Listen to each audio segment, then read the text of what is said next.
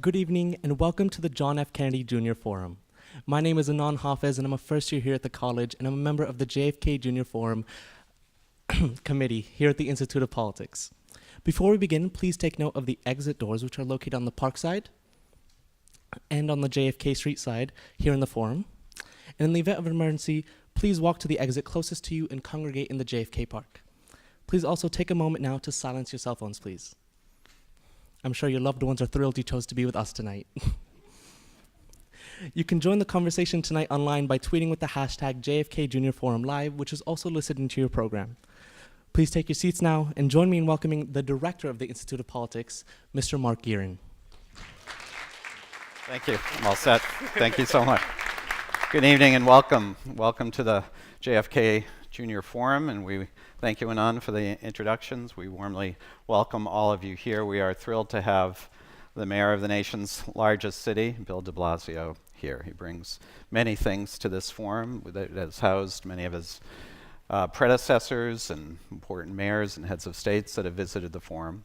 But Mayor de Blasio brings many things to our conversation today. First, he's a graduate of Cambridge Ridge and Latin High School right here, and he's a Red Sox fan and a Patriots fan.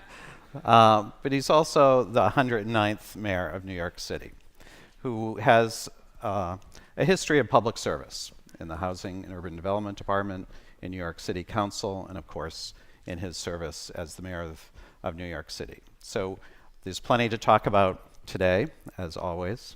And we have invited former IOP fellow Symone Sanders, who is a CNN commentator and strategist, to be in conversation with the mayor. So join me in welcoming Mayor de Blasio and Symone Sanders. It's all yours. Thank you. Thank you, Mayor. Thank you. Thank you. Hello, hello. Y'all keep that round of applause going for Mayor de Blasio. Thank you. Thank you. Let me sip my espresso. Y'all are a little quiet today. Well, Mayor, thank you. Thank you, Symone. Thank you for having me. Thank you for having us here at Harvard. It's always great to be back at the Institute of Politics. I'm actually a fellow this semester at USC's Center for the Political Future, but I do miss you all on a regular basis. Don't tell Bob Schrum. But I'm excited we have Mayor de Blasio here today, so we're going to have a really robust conversation. I love the mayor. He's one of my favorites. And then we're also going to take some questions later, so think about your questions, and we are taking questions, ladies and gentlemen, not soliloquies. Questions, not. Questions, not. I teach a class on Mondays, okay? All right, so Mayor de Blasio, I have to start off talking about Amazon. The news about Amazon broke today. I just want to read, folks, your statement. The statement from Mayor de Blasio on Amazon Headquarters 2, HQ 2. The mayor says, "You have to be tough to make it in New York City. We gave Amazon the opportunity to be a good neighbor and do business in the greatest city in the world. Instead of working with the community, Amazon threw away that opportunity. We have the best talent in the world, and every day we are growing a stronger and fairer economy for everyone. If Amazon can't recognize what that's worth, its competitors will."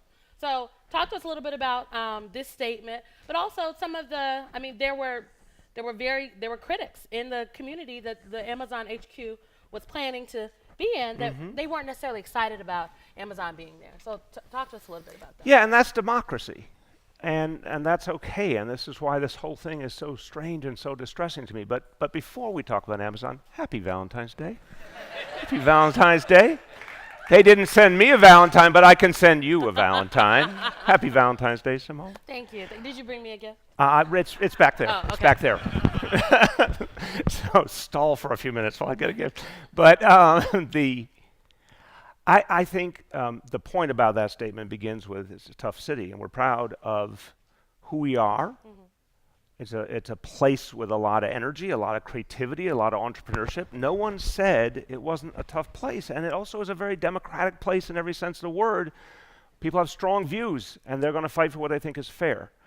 So what I don't get is we made an agreement with them. They chose New York City. We were keeping the agreement. Guess what? Some community activists wanted to see something else. They wanted changes or they had differences. That's part of life. And instead of an actual dialogue to try and resolve those issues, we get a call this morning saying we're taking our ball and we're going home. I've never seen anything like it. So We are putting them in our past and we're moving forward. Yeah, we're moving forward. How about that for a Valentine's Day treat? Yeah.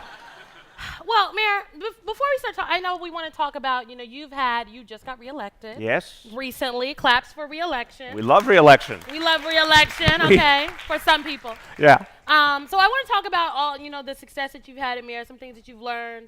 What are you taking into this next chapter in your administration? But first I have to ask you, are you running for president? I have not ruled it out. You've not ruled it out. I have not ruled it out. What would push you to make a decision? Now, you wouldn't want me to deal in hypotheticals now, would you? The press secretary of me likes your original statement. Symone, we are at Harvard University. They would not want us to deal in hypotheticals here. Of course not. Of course no, not. Look, the bottom line is I have a desire to go out and talk about real specific changes that we're making in New York City that are an indicator where we all need to go. And I don't mean that with any hubris, because every city is experimenting and trying to get it right. So, for example, in my recent State of the City speech, I said we're going to guarantee health care for all New Yorkers. We are not going to wait on single payer. We believe in it. I believe in it. I believe in Medicare for all, but we can't wait. People need health care now. So the city's going to take it upon itself and guarantee health care for everyone, including undocumented New Yorkers. They deserve it. They need it. And they're part of our community. And I also said we're going to do something that this scares me when I even tell you this fact. Lean in. Every industrialized country in the world believes that human beings need some time off, that people need some time for their families, for self-care, and there's only one country that guarantees nothing. And so, since we live in the United States of America, in New York City, we're going to pass a law that guarantees every working person 2 weeks of paid vacation. Wow. So they can take care of themselves and their families and actually regroup and have a life. You all can clap for that. I heard some claps. You can. Yeah. I think it's important. I think these are the conversations that we're having right now are in fact conversations I believe folks are having in communities across the country. That's right. So we'll wait on your presidential announcement. You'll wait. Thank you. We'll see what you're talking about. I appreciate your patience. We'll circle back. Circle back. Circle back. These questions tonight, I want to say thank you to the students of the IOP. They helped compile some of the questions we're going to ask you. Okay. But I want to start off actually with maybe a more sensitive question. I think I'd like to know, and some people in the room would like to know, what have you learned since the death of Eric Garner? And concurrently, if Erica Garner, the daughter of Eric Garner, was sitting here today, and as folks know, Erica Garner was a very outspoken critic of yours. Is there anything you'd want to say to her? I did not know Erica Garner. I do know Eric Garner's mom, Gwen Carr, and I've talked to her many times. And what I would say is, your son should not have died. It was wrong by every measure. And there is not closure, and that is wrong too. And I'll tell you what I think of our Justice Department in a moment, and unfortunately across two different administrations. But the other thing I would say is, he died, and I wish deeply he was still here, but the world changed after his death. It really changed people's understanding. And so our goal now is to never let this happen again, which is why we have retrained the entire police force. I mean, every single officer has been retrained in de-escalation. Every single officer is getting implicit bias training. The number of, I'll give you an example, gun discharges. New York City, last year, 36,000 officers, 8.6 million people, 365 days. There were only 17 adversarial gun discharges in all of 2018, because we're constantly retraining officers do the least that can be done safely to address the situation. So things have changed very, very meaningfully, but to the point about the Justice Department, I have no explanation for you how over two administrations to this very hour, the Justice Department has not decided that it will or will not pursue the case. It's almost 5 years. It makes no sense. Makes no sense. So in terms of, I hear that there are institutional changes that happen in terms of training, which I think is very important. I don't think we talk enough about the training of police officers when we talk about police accountability and police community relations. But what do you think the city of New York has learned? What do you think folks have learned since the death of Eric Garner? I think it was an extraordinarily searing personal reality for all New Yorkers. And after it, when originally the district attorney and the grand jury in Staten Island did not bring charges. It was a very painful night in our city. And I spoke that night trying to tell New Yorkers that the city at least understood the world had to change. And I talked about my son. I talked about my son because to the eyes of anyone, he is a multiracial child, but anyone who looked at him would say he is a young man of African descent. And my wife and I had to teach him from literally about the age of 11 that he had to comport himself in a very particular way if he ever had an interaction with police. And I made very clear this was not a statement of any disrespect towards our officers who protect us every day, and the vast majority of whom do it exactly the right way. It was a statement of reality. It was a statement of American reality. So when I talked about that, I was trying to let New Yorkers know we get it, that something must change, that we can't think this is an acceptable state of affairs. And particularly for folks in the African American community, I thought it was very important to send a message because I know people were in such pain that this would be a watershed moment. We wish it had never happened, but it would be a watershed moment, and it would be a different and more fair city going forward. That's what we're trying to achieve. These uncomfortable, I felt like that night you had an uncomfortable conversation for all of New York to see, and frankly, America. And I think oftentimes we are much better if we have these uncomfortable conversations That's that right. move towards action. And I have to say, some of the unions involved in the police department, each one's different, but some tried to suggest it was negative and disrespectful. And I said, how can something be disrespectful if it's parents trying to protect their children? And it's an American reality that tens of millions of Americans have been a part of that conversation, either hearing it as a child or giving it as a parent or a guardian. Well, how can we deny that's happening? How can we act like that's not a part of our national experience? It's not disrespect, it's reality. But if we could surface all that, it might be part of how we change. It might be part of how we change. Baby steps. And so you think the discourse has, in fact, changed over the course of your mayorship when it comes to police accountability, when it comes just to the conversation about police and communities? Because I know you talked about you got it from the police unions, but you also got it from the activists. You were criticized from all sides, and I think there were valid conversations to be had on each side of the argument. And so how do you think the discourse has changed? I think it's a very different city. Today in New York City, we have a very different kind of policing, and we set out to do it purposely. It's called neighborhood policing, and the entire concept is to develop relationships between police and community, very humanly, like right down to people knowing each other's first names, saying good morning to each other. We have a big focus now on officers working in a small part of a neighborhood and then staying there long term and developing relationships. And I can't tell you how many people have told me, both officers and community residents, how different it is to have a human being. So I'll tell you a vignette that one of those moments when you think, wow, something's really breaking through. I came down from a police graduation ceremony at Madison Square Garden. I went down into the subway to go to my next meeting, and there was an officer down there. And I just engaged him. I said, how's it going? What's up? And I will tell you that I didn't know him. I didn't know what to make of him. So I asked him a few questions. He had been 5 years on the force. He lived in Long Island. Strong-looking guy, young man, happened to be Caucasian, and I didn't know what his politics were.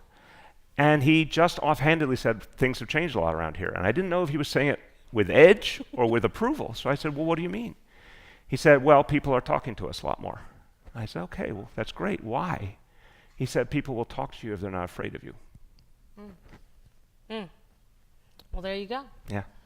Baby steps, ladies and gentlemen, baby Amen. steps. I think that's amazing. Okay, so let's talk a little bit more about New York City. So New York is renowned as one of the most diverse cities in the world, as well as one of the most populated. Yes. I just came from New York earlier today. And can we talk about doing something about LaGuardia Airport?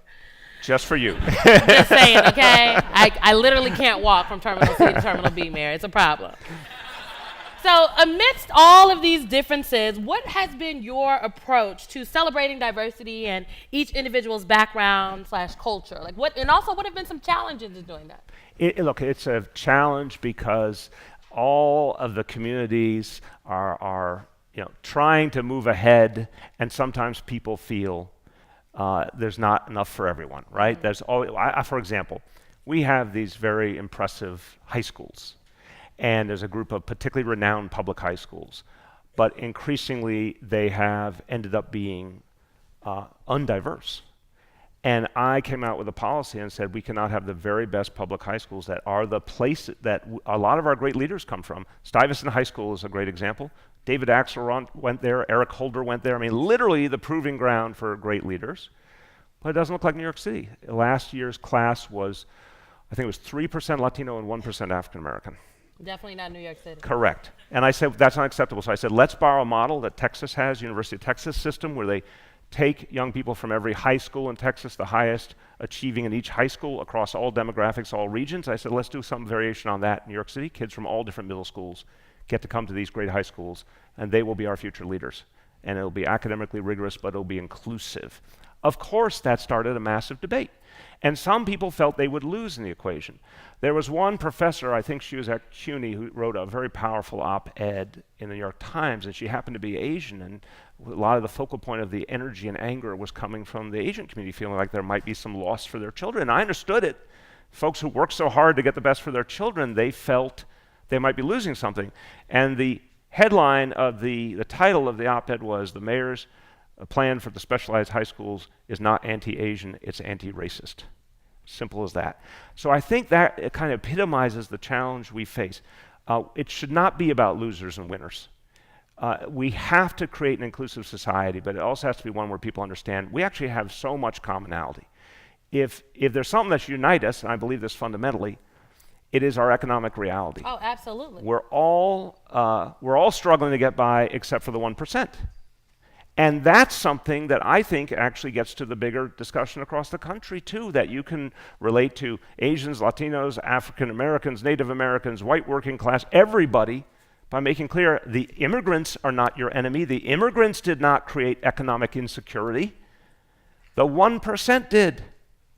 It's a purposeful agenda for concentrating wealth and power. I think the more people understand that, the more we don't have this sense of like armed camps, community versus community, struggling over what small gains they have made. But we start to talk about there's a lot out there. I have a very simple phrase I use. I said, there's plenty of money. There's plenty of money in this country. It's just in the wrong hands. And I think that is about helping people understand that we have a huge commonality. If we would recognize that commonality, we could actually change things. That's, I believe, the conversation folks should, in fact, be having. You know, for some people, what's the saying that equity feels like oppression because they've never been forced to share in an equitable situation before. But I think about Dr. King in these moments. And, you know, right before, before Dr. King died, he was waging the Poor People's Campaign. That's right. And talking about this exact idea of uniting folks, poor black people, poor Latinx folks, Asian American, Pacific Islander, Native Indigenous communities around this issue of addressing economic inequality, economic equity.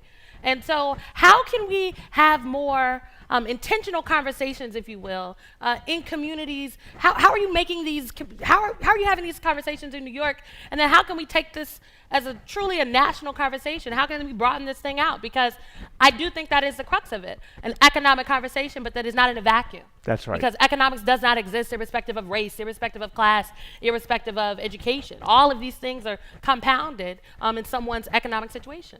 I agree with that entirely. And to your point, I think I often say a lot of people out there in the the public discourse, let's say, have desiccated Dr. King and tried to take the economic justice warrior out of him, forgotten about the Poor People's Campaign, and not recognizing. Oh yeah, Mike Pence was saying that was his best friend last week. Right, which is, that really is someone who's tried to airbrush history in so many ways, but the Dr. King, the Poor People's Campaign was a recognition of that commonality.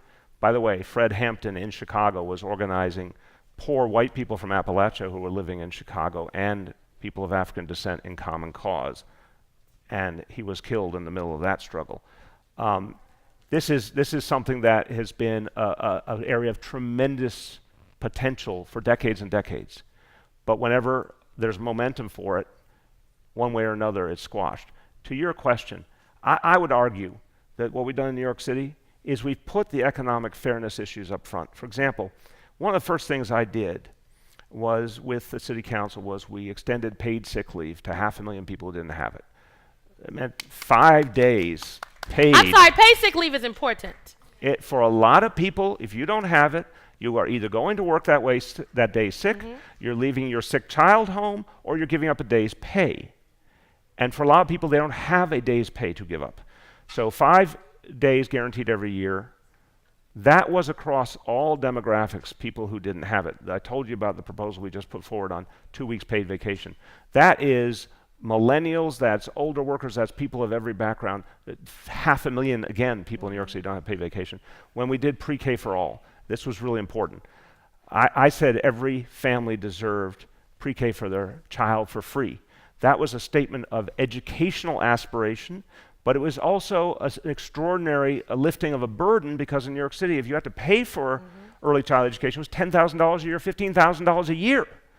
And for a swath of the city across every ethnic background, if you were poor, if you were working class, if you were middle class, you didn't have $10,000 or $15,000 per child per year. And so we had tremendous commonality of support for that idea, and people shoulder to shoulder fighting for it.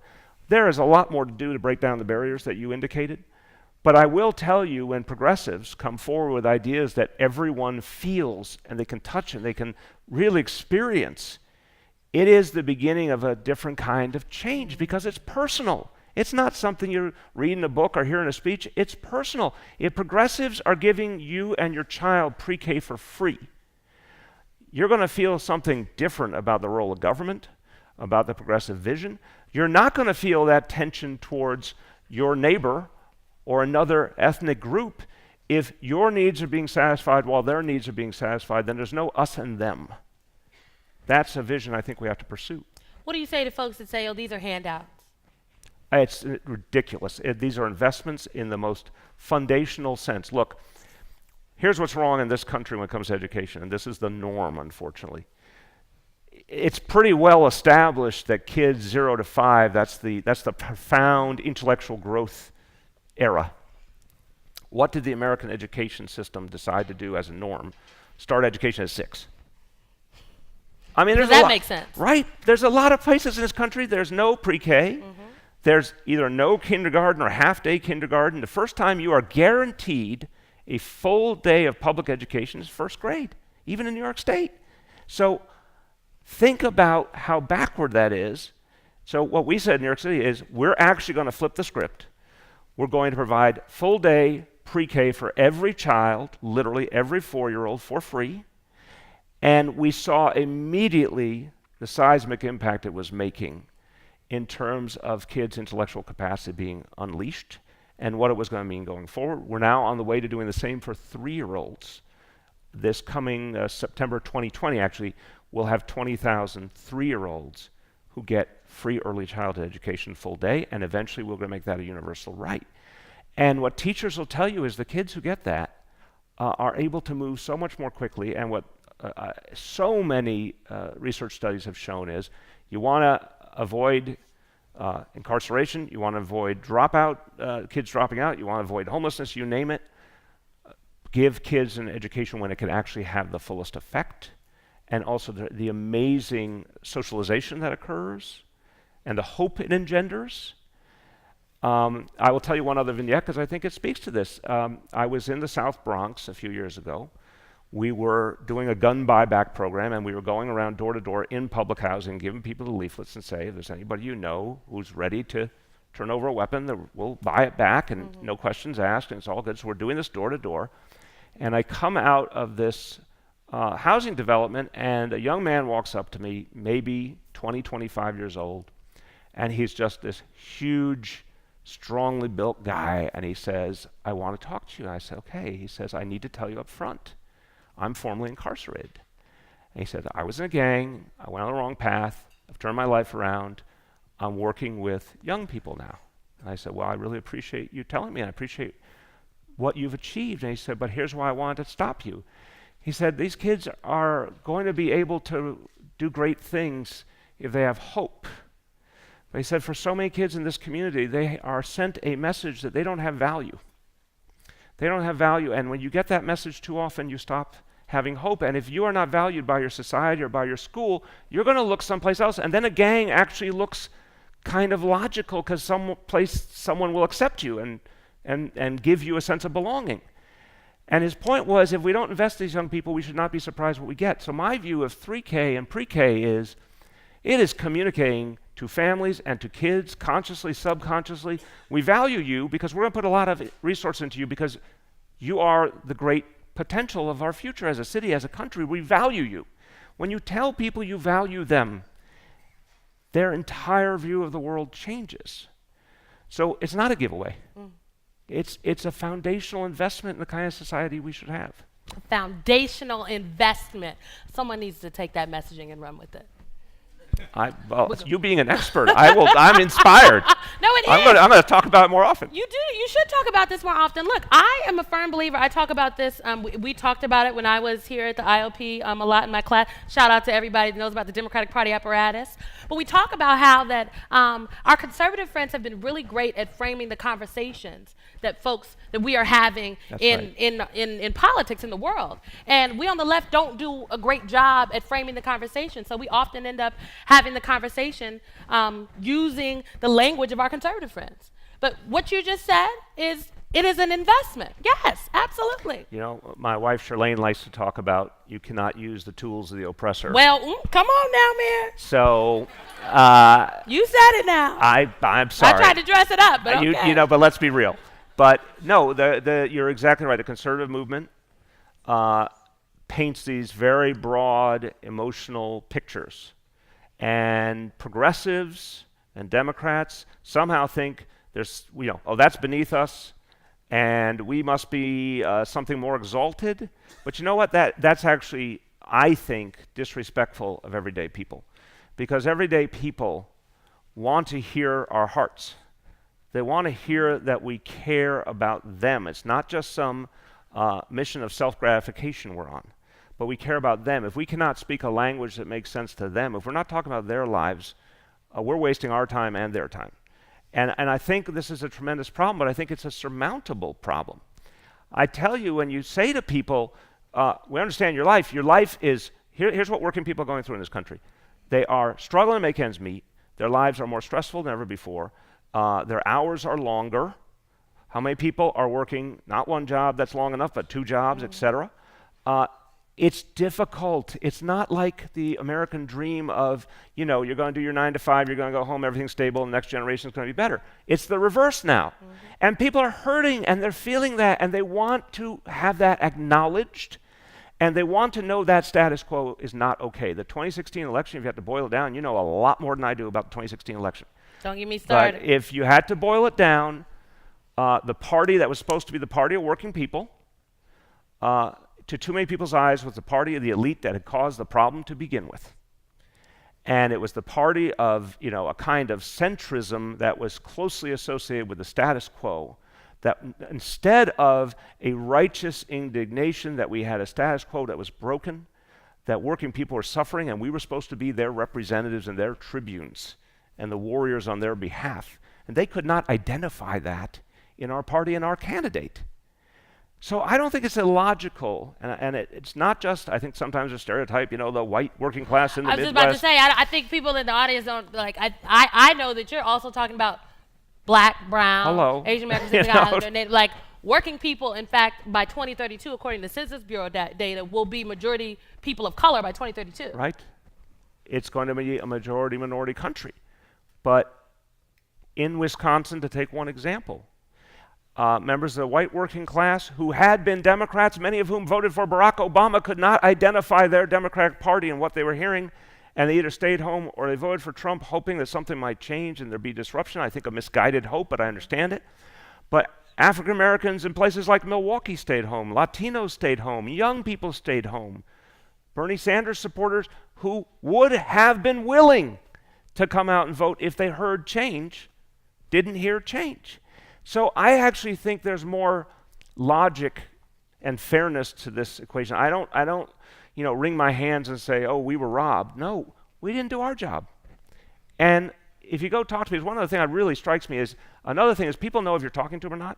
And what happened, I think, over the years with the Democratic Party was whole swaths of the United States of America were just ceded like it didn't matter anymore. Like, oh, that's like collateral damage. if you are not coming into every community and talking about what matters, talking about their lives and saying we care and we want to make things different, we want to change things, we're here to talk to you. We don't care if this is a Republican district or Democratic district, we're here to talk to you because it matters, and you matter. If you just abandon the ground, then you're absolutely confirming to people that you don't care about them and that you're not on their side. If you cared about them, if you related to them, you would show up. You show up, whether you thought I liked you or not. Come to the community. Okay, we're going to take some questions in a second.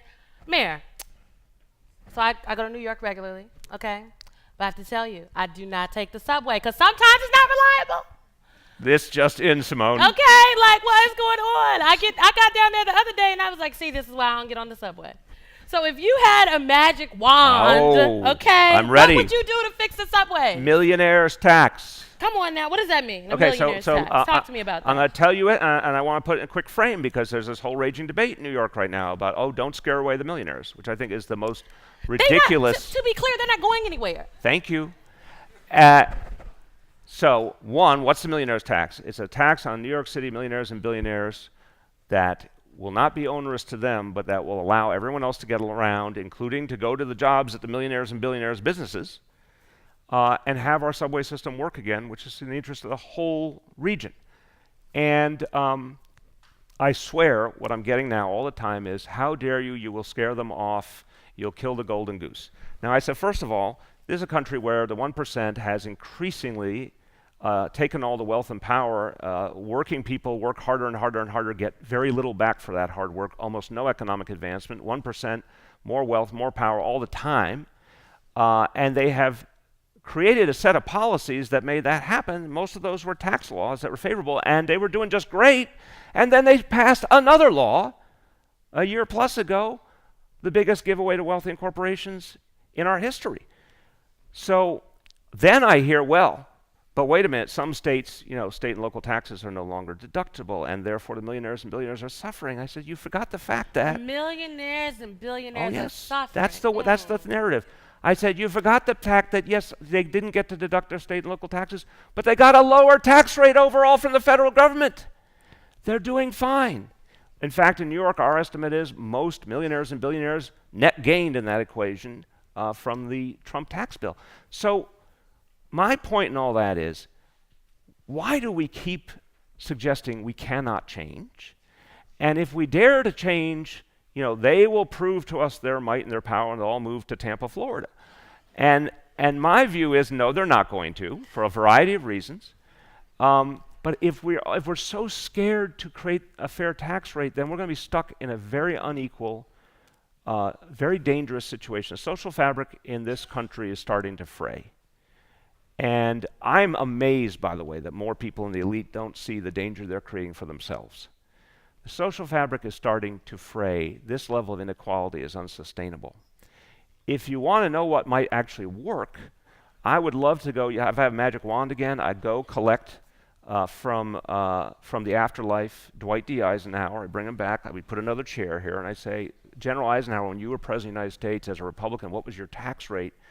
The highest marginal tax rate then blows by anything that progressives today are talking about. It was a higher tax rate on the wealthy during the 50s than even what the most audacious voices today are saying. And there was, in the relative scheme of things, relative income equality.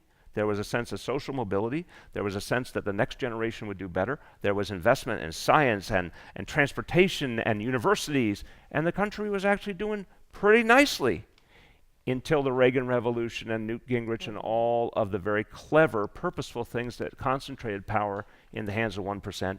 And by the way, Republicans led that, but Democrats too often were complicit as well, which gets us back to why too many of our people cannot recognize us. Come through, Mayor de Blasio.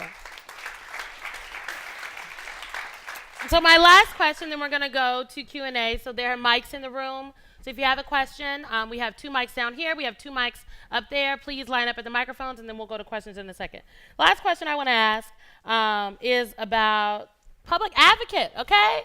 New York is about to have its election for its 5th public advocate. And I do believe you were the 3rd person to hold that role. Indeed. You were the 3rd person, and you helped shape a lot of what the public advocate role really is. So what do you see as the future of the role, and what do you think the next advocate should prioritize? I think it's a role that has to be a voice of the people, forcing government to recognize what's really happening on the ground. When you do that right, it can be a very powerful role. I'll give you a very simple, quick example. We had children with special needs, and their parents were saying all over the city, we're trying to get help for our kids, they need special services, and the city of New York keeps finding a way to not give it to them just to save money. Our school system would literally just reject whatever parents needed, say, well, if you want to challenge us, you have to go to court. We did a whole report when I was public advocate saying this is just inhumane, and bluntly, it was a kind of a game to save money. I'm proud to say now as mayor, we've reversed that policy and we're giving parents what they need for their kids. But that's the kind of thing that needed to be brought out in the open.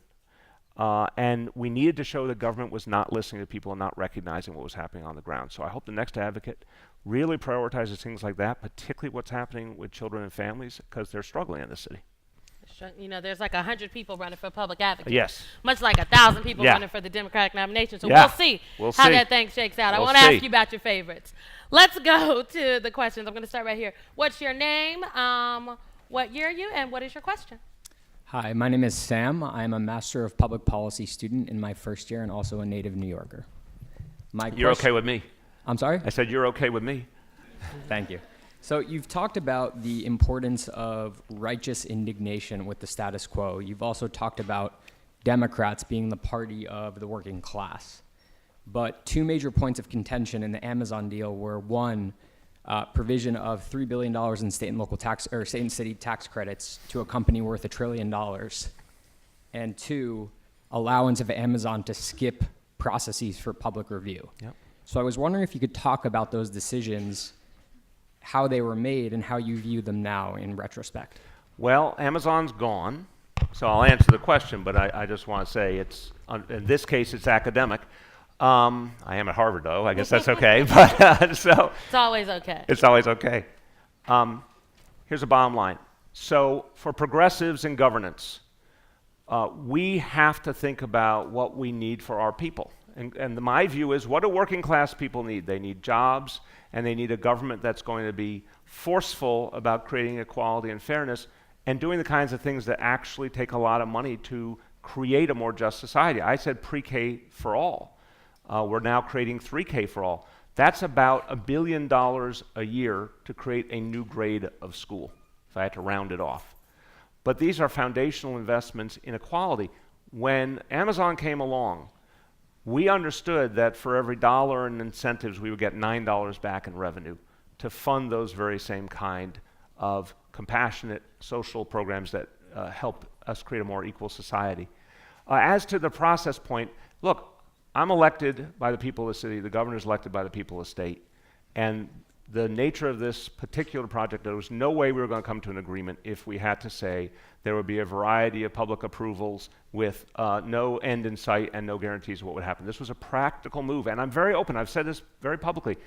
Progressives have to be pragmatic without losing our souls or forgetting what we're here to do, but it's not an abstract exercise when you're serving people. So when I thought about 25,000 to 40,000 jobs, half of which we believe did not require a 4-year degree, so we wanted them to go to kids coming out of public housing, to folks who came out of our public schools, kids coming out of our public schools, students in our public university system. We saw that as strategically necessary to our future. But in the end, we had a chance to do something very positive here. Would have made a world of difference if Amazon took the attitude of, okay, we want to be a good neighbor, we're willing to give back more. But they weren't. I don't think there would have been the level of controversy if they had said, what would it take to show people that we actually want to be a part of this community and want to help it become a better place in a more clear fashion? I think that would have changed things quite a bit. Thank you. Yes, right here. Hi, my name is Ben Bolger. I'm a Harvard alum and a grad student. And I have, since we're at Harvard, I have kind of an imaginative, more theoretical question for you. All right. As you know, there's a lot of people that say live in Rhode Island or live in New Hampshire and commute through gridlock to work in Cambridge. Yeah. Or in New York City, they might live in Newark Yep. and commute to New York City Pennsylvania. and live most and Yep. kind of work and live most of their day in New York City or Greenwich, Connecticut. So my question is, if we think about what it means to have a political identity in the 21st century, people of course want to vote where they sleep, but should they have a more active political voice where they work and where they live for most of the day? Now, I'm not saying that you should vote twice in the same place, but Right. you clearly have an interest in, let's say, Newark, where you might rest. But you also might have a political voice or a political interest in New York City where you spend most of your waking day. How do you balance that in a modern 21st century? That's a great question. I think you're the first person I've ever heard ask that question. I give you originality points.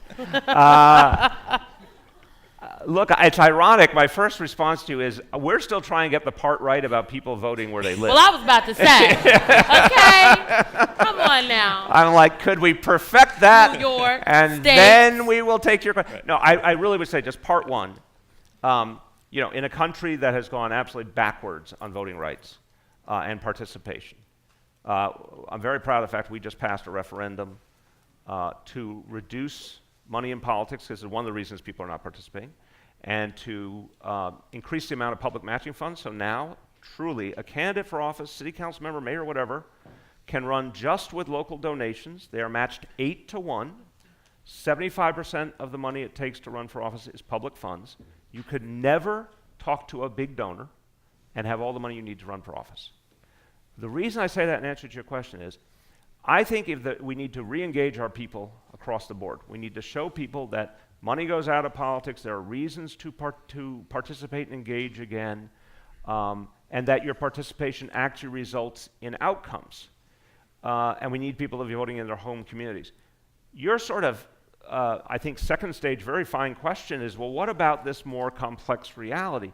I think you could start by acknowledging it. I think it's a good message to me as someone who has, I think it's about 3 million people come in during every workday, to start to think about how we can start a dialogue, at least, to hear the things that people are concerned about. I don't know really how to bifurcate the vote. I really don't.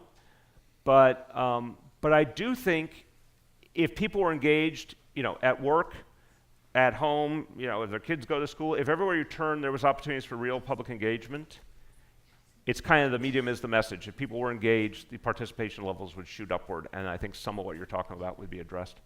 Thank you. Thank you. Plug for we need to restore the Voting Rights Act.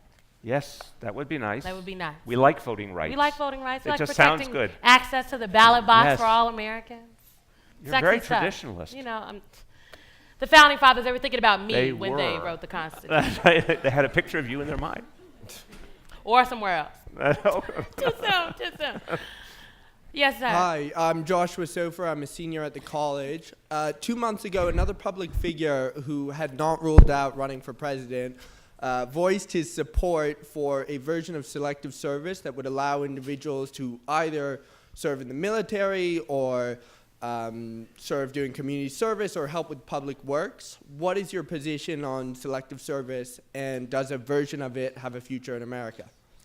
I think warmly of it. I don't have a formal policy position, but I think there's several things to be said for it. One is, I think for a lot of people early on in their lives, they're looking for opportunity, they're looking for direction, they're looking for experience, and I also think there's objectively much more sense of social consciousness, much more idealism in the best sense of the word, much more sense of shared destiny in recent years, in recent upcoming generations. So it taps into all that very nicely. I think the second point is the universality. So my dad served in the United States Army in World War II. And it's unfortunately a very painful story of what happened to him. But what he said, he came back from the war missing half a leg, he fought in the Battle of Okinawa, and he came back with what we now know as PTSD and suffered quite a bit, and our family suffered quite a bit. But the reason I mention it is before he was attacked and wounded, he said that for years in the military, what was so striking to him was the camaraderie, but also the sense that all the divisions melted away. And he said he met people he never would have met from every region, from every background, economically and otherwise, and people felt a bond. And he was honest with me later in life that he never felt something like that again. And my mother said the same thing. She worked in the Office of War Information during World War II, and she said she never felt the same sense of purpose and connection to others in the rest of her working life. So I think a powerful argument for some kind of national service is it might make us more a nation again. So again, I wish I had a formal position paper for you, but I can tell you I think there's a lot to be said for it. Thank you. Yes, I'm coming up to the top. I'm not new to this. Wow. Yes, ma'am. Is that like the elite balcony seats? These are That's right. these Is are that where the this is the 1% top is? 1/10 of 1%. Whoa. Of This is people the on only campus. mic that matters. Hi, my name is Esker. I am a physician and a graduate student at the Public School of Health. So my question has two parts. The first one is we just finished a huge government shutdown. There were some helpful federal workers in New York, and I was hoping you would speak specifically on what initiatives you personally supported and you personally were involved in. And then the second part is to also talk about, I love that you brought up the topic of PTSD, and we've been dealing a lot and seeing the greater awareness of the need for mental health services across the nation and the world. Are there any specific initiatives that you believe, with a population of about 8 million and with a lot of kids that are there and a huge immigrant population, that you could possibly increase their access to mental health services? So the shutdown, Right. you specifically, and mental health services. Let's tackle the shutdown first. So shutdown, your question is on point because I never in a million years thought I would have to help my own people survive their federal government. That's what it became. We literally had to say publicly, if you can't pay your mortgage, because you're a federal worker or you're a contracted worker with the federal government, you can't pay your mortgage, call us, we will try and negotiate with your bank. If you can't pay your rent and you fear about to be evicted, we will talk to your landlord, we will provide you a subsidy to tide you over. If you don't have enough food to eat, here are the food pantries that we will support to make sure you have food. It was as if the government was unleashing plagues on its own people. And we had no choice but to step up. Now, I will say there's probably a bit of a parallel here that local governments in America every day are doing what the federal government used to or the state governments used to because there is no choice. And I think it's happening all over the world. But it was very painful, and people felt a lot of fear, and they had no idea it would end. One thing we can say about President Trump is he gave you every confidence that the shutdown could go on for years. There was no reason to believe he would come to his senses. So people were very fearful. Thank God it ended then. We don't know what comes next now. On the question of PTSD and mental health, first of all, I just want to say that, unfortunately, I can say from the experience of my family and my wife Shirlane's family, we've seen a lot of mental health challenges. In my dad's case, it was unquestionably because he went through some of the worst battles in human history and had to see so much death and so much loss of his friends and his comrades in arms. And I don't know how a person comes back from that and is the same person. And it manifested in very, very tough ways for him. He became an alcoholic. He chain smoked. He was not the same person. That got worse and worse over the years. And so that's one of several examples I could say from my family. And my wife Shirlane has been very open about the experience in her family. And the fact is 1 in 5 Americans suffers from some kind of mental health illness at any given point. And that means, almost everyone in terms of family and friends is touched by it. So my wife led an initiative that is growing every day in New York City. It's called Thrive NYC. And it's revolutionary because she acknowledged, after she did a lot of study and talked to mental health providers and talked to everyday people, that there was no true consistent access to mental health services. It is the other half of health, physical health. You break your leg, you know where to go, you know what to do, you're not stigmatized. Mental health, just as human, just as much of the human experience, just as pervasive. People are stigmatized, they don't know where to go for service, there's not enough service available, it's backwards, it's broken. And so Shirlane said, we will have the audacity in New York City to create a mental health system. And she created a set of initiatives to train more mental health providers, to have them in communities that didn't have enough professionals, to make sure it was culturally competent, to make sure classrooms, every school had access to mental health professionals so we could identify with our kids where there were challenges. Here's something she learned in her research. In America, the typical time frame between the manifestation of a mental health challenge and its treatment is 10 years. And during that 10 years, the condition gets worse and worse. But the plus side, the good side of the reality is that all mental health conditions are in fact treatable. It's just a lot harder if you ignore them for the first decade. So she did a lot of things. I just want to say two more because they moved me very much. One, she created a very simple methodology called, it's actually a 800 number. It's 888 NYC Well. So you dial 1-888 NYC Well, you get a trained counselor, 24/7, any kind of mental health problem, substance abuse, opioid, anything. They not only talk you through, help you figure out what to do, but then they get on the phone the person who will make your next appointment. And they literally on the phone, if you need therapy, if you need drug counseling, whatever it is, they literally set it up while you're on the phone. So it's revolutionizing how we get care to people. The other thing that she has done is this amazing community outreach approach and organizing approach. And she's doing it with the business community, she's doing it through schools, she's doing it through sororities and fraternities. One very powerful initiative is Sisters Thrive, and Sisters Thrive is with African American sororities, which have an incredible reach in the community, and they're now promoting mental health services in common cause. She's doing things called weekends of faith in every faith tradition. We had this last time in New York City, 2,500 houses of worship in a single weekend from the pulpit talking about mental health with the purpose of the clergy member saying it is something that should not be stigmatized. You should come forward for help. Here's how you get it. And creating a commonality of experience. So this is, I'm sorry to go on so deeply here, but this is how you change things. We say it is a broken status quo. We're going to create a set of new approaches, but we also have to go to the people with them. We have to go to people where they are and show them that they can get the support and that the stigma will not be accepted. I believe in mental health professionals. A professional cuts my hair, a professional does my nails. Why don't we have professionals for our mental health? Well said. Okay, I go to my therapist on a regular basis, but now I might be calling 1-888 NYC Well. Very okay? good. Cut my bill down. That's right.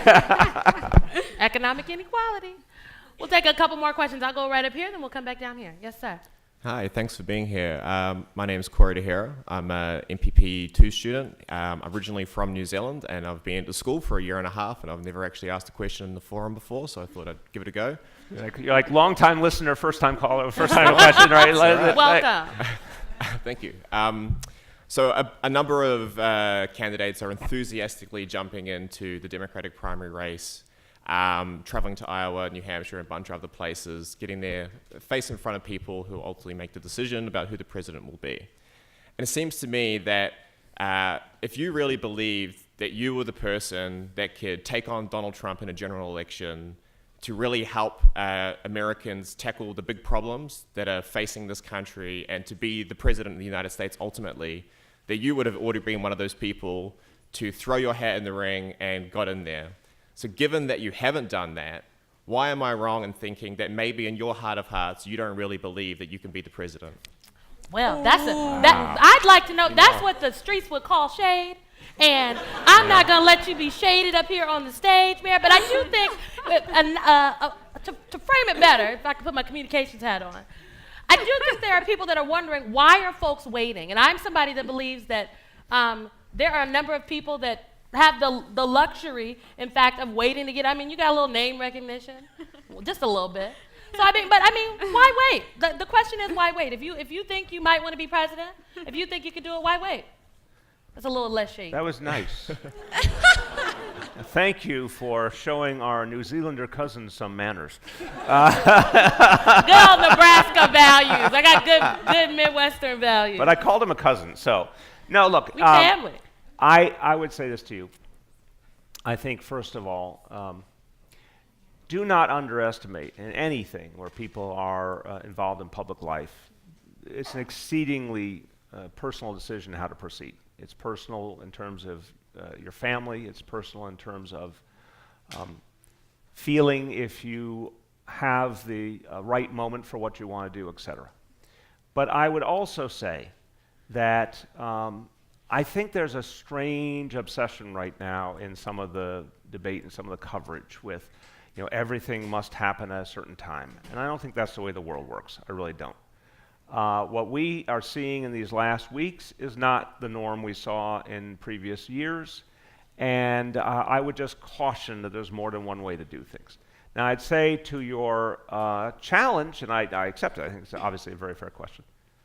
So a reporter asked me on Tuesday, I think it was, that said, well, you have a very demanding job as mayor of New York City. Some, you all may know, there's a sort of phrase out there for the last few decades, second toughest job in America. It's like a phrase to recognize the particular reality of New York. And so the reporter said, you have a very demanding job, and it would be hard to go and campaign, and therefore, don't you think the race for president should be left to others? And I said, well, are you saying that people who should run for president should be people who have a lot of time on their hands?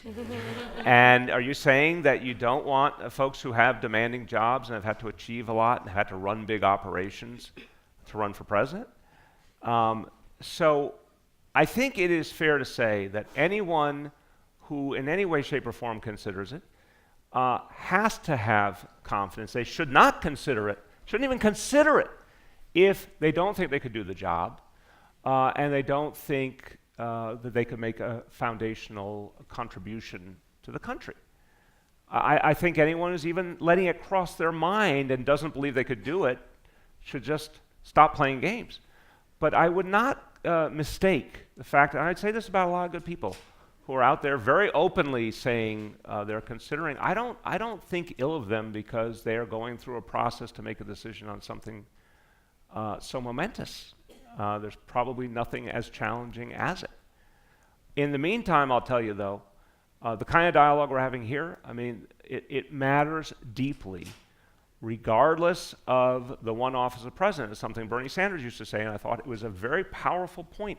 You can elect a president, and that's a piece of the equation, but we also have to organize people at the grassroots for change, or the president will not be able to achieve a whole hell of a lot.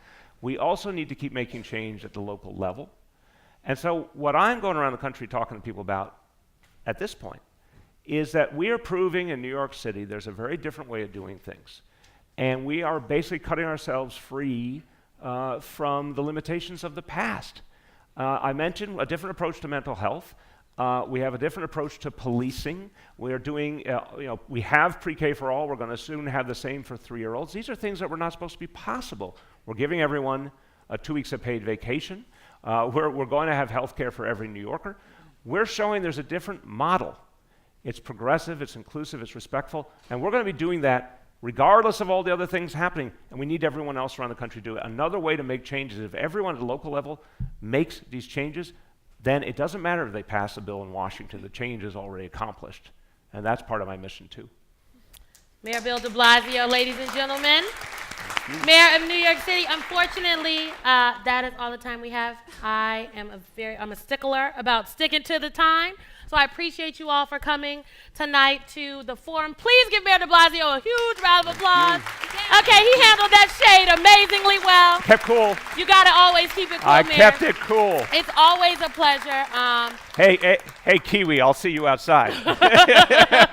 It's always a pleasure. Thank you. And we hope you Symone. come back soon. Everyone, Symone Sanders. Thank you.